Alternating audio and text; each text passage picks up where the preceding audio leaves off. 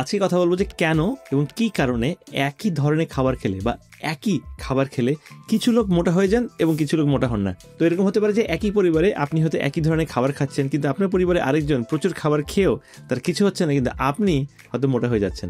আর আজকে প্রেজেন্ট করবো একটি সায়েন্টিফিক পেপার যেখানে বলা হয়েছে যে আমাদের খাবারের যে ক্রম এটা কেমন হওয়া উচিত, আর এভাবে যদি আমরা না করি তাহলে হয়তো আমরা জেনে বা না জেনে ভালো খাবার খেয়েও মোটা হয়ে যাচ্ছি। হ্যালো দেয়ার, আপনি যদি এখানে নতুন হয়ে থাকেন, first of all welcome to the channel. আমার নাম Mahmudul, I M A biomedical scientist and I have a PhD in molecular medicine. তো আমি আমেরিকাতে গত 10 বছরের বেশি সময় ধরে বিভিন্ন রিসার্চ ল্যাবে কাজ করে আসছি, বিভিন্ন সাবজেক্ট নিয়ে কাজ করে আসছি।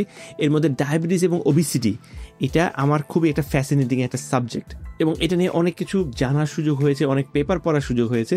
এবং সেরকমই একটা পেপার হচ্ছে এই পেপার, যেখানে বলা হয়েছে যে আমাদের কিভাবে খাওয়া উচিত, যে খাওয়ার যে অর্ডারে খেলে আমাদের ব্লাড গ্লুকোজ লেভেল যেটা সেটা মেনটেন থাকবে।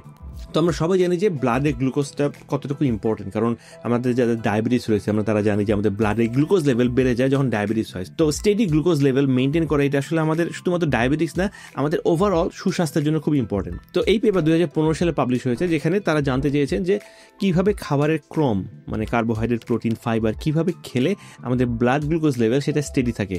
এবং এটা করতে গিয়ে তারা বিভিন্ন ফিমেল এবং মেল সাবজেক্টকে নিয়ে এসেছেন এবং তাদের ল্যাবে নিয়ে এসে তাদেরকে বিভিন্ন ধরনের খাবার দিয়েছেন।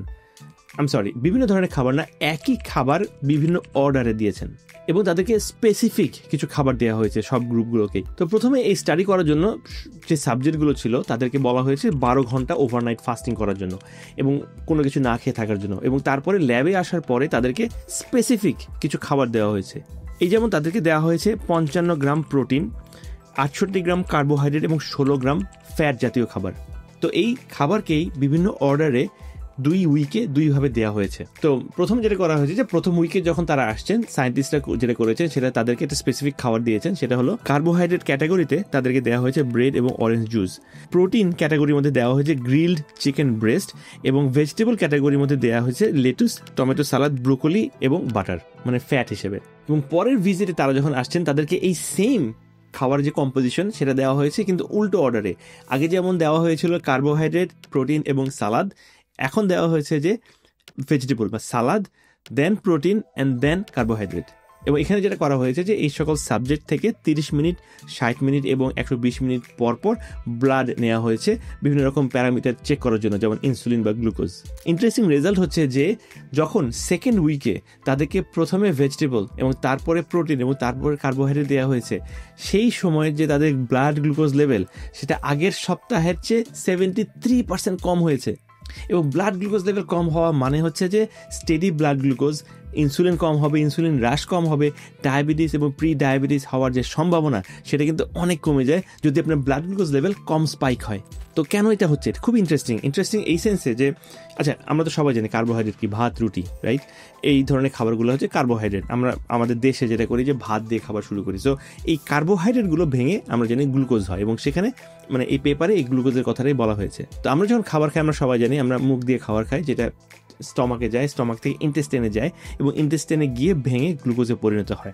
তো প্রথমেই যদি আমরা কার্বোহাইড্রেট দিয়ে খাওয়া শুরু করি তাহলে এই ভাত বা রুটি বা এই কার্বোহাইড্রেট জাতীয় খাবারগুলো সরাসরি খুব দ্রুত কিন্তু ইন্টেস্টাইনে গিয়ে ভেঙে আমাদের ব্লাড লেভেলে বা ব্লাডে সার্কুলেশনে চলে আসছে, আমাদের গ্লুকোজ লেভেল যেটা সেটা অনেক বেড়ে যাচ্ছে। কিন্তু আমরা যদি একটু অপোজিটভাবে খাওয়া শুরু করি, যেটা এই পেপারে বলা হয়েছে, আমরা যদি প্রথমে ভেজিটেবল খাই এবং তারপরে যদি প্রোটিন খাই এবং তারপরে যদি কার্বোহাইড্রেট খাই, তাহলে আমাদের ইন্টেস্টাইনে আগে ভেজিটেবল এবং প্রোটিনকে ভাঙার কাজে ব্যস্ত রাখতে হবে, এবং তারপরে যখন গ্লুকোজ আসছে সেই গ্লুকোজটা দ্রুত না ভেঙে ধীরে ধীরে ভাঙবে। কারণ হচ্ছে যে এই ভেজিটেবল এবং প্রোটিন এটা একটা ম্যাশ একটার মতো কাজ করে, একটা কাভারের মতো কাজ করে, যেটা কার্বোহাইড্রেটকে এত দ্রুত ভাঙতে দিতে দেয় না। সেই কারণে আমাদের শরীরে খুব ধীরে ধীরে কার্বোহাইড্রেট বাড়তে থাকে। কিন্তু এটার অপোজিট যদি করা হয়ে থাকে, যেটা প্রথম সপ্তাহে এই সকল সাবজেক্টকে দিয়ে করা হয়েছিল, যে প্রথমে তারা ব্রেড এবং কার্বোহাইড্রেট জাতীয় খাবার খেয়েছিল, তাদের ব্লাড গ্লুকোজ লেভেল খুব দ্রুত বেড়ে গিয়েছিল শুধুমাত্র এই কারণে। তো আপনার হয়তো মনে হতে পারে যে আচ্ছা, গ্লুকোজ তো যাচ্ছেই, গ্লুকোজ তো শরীরে যাচ্ছে, তো আগে যাওয়া বা পরে যাওয়ার সাথে সম্পর্ক কি? এইখানে একটা কনসেপ্ট আসছে যেটাকে বলা হয় স্পাইক, গ্লুকোজ স্পাইক। আমাদের শরীরে খাবারের যে চাহিদা সেটা গ্লুকোজ স্পাইকের উপর অনেকটা ডিপেন্ড করে। অর্থাৎ আপনি যদি সকালবেলা কোনো মিষ্টি জাতীয় খাবার অথবা কার্বোহাইড্রেট হেভি খাবার খান, তাহলে দেখবেন যে দুপুর আসার আগেই আপনার অনেক বেশি খিদে লাগছে। এর কারণ হচ্ছে যে আমাদের শরীরে যখন গ্লুকোজ অনেক বেশি খুব দ্রুত সময়ে স্পাইক হয়, এই স্পাইকটা খুব দ্রুত ফলো করে। দ্রুত গ্লুকোজ ফল করা বা ড্রপ করা কিন্তু আমাদের শরীরে একটা সিগন্যাল দেয় যে আমরা অনেক বেশি ক্ষুধার্ত। এই কারণে আমরা যখন কার্বোহাইড্রেট বা মিষ্টি জাতীয় খাবার বেশি খেয়ে থাকি তখন দেখবো যে সারাদিন আমাদের ক্ষুধাও বেশি পাচ্ছে। তো এখন দেখি যে প্রতিদিনের জীবনে আমাদের এই যে পেপারটা বা সায়েন্টিফিক যে পেপারটা সেটা আমরা কীভাবে ইউজ করতে পারি। নাম্বার 1 সেটা হচ্ছে যে সকালের যে খাবারটা, সেই সকালের খাবারটা কার্বোহাইড্রেট হেভি না করার। অনেক সময় দেখা যাচ্ছে যে আমরা সকালবেলা পরোটা, তারপর সুজি, মিষ্টি এগুলো দিয়ে খাওয়া শুরু করি। এটা না করা সবচেয়ে ভালো হয়। আপনি যদি খাওয়াটা শুরু করেন সকালের যে ব্রেকফাস্ট, আপনার যদি ব্রেকফাস্ট করার অভ্যাস থাকে সেই ক্ষেত্রে পরোটা যদি আপনার খুব পছন্দ হয় এই ধরনের খাবার খেতে পারেন, সাথে একটা ডিম খেয়ে নিতে পারেন। ডিমটা একটা খুব ভালো একটা প্রোটিন সোর্স হতে পারে। আর আপনি যদি ফাইবারের সোর্স সমৃদ্ধ ব্রেকফাস্ট খেতে চান, আমার নিজের ফেভারিট হচ্ছে খিচুড়ি, ডিম এবং অল্প একটু ঘি, কারণ এটা হচ্ছে খুব একটা ভালো কম্বিনেশন আমাদের প্রোটিন, ফাইবার এবং হচ্ছে ভালো ফ্যাটের।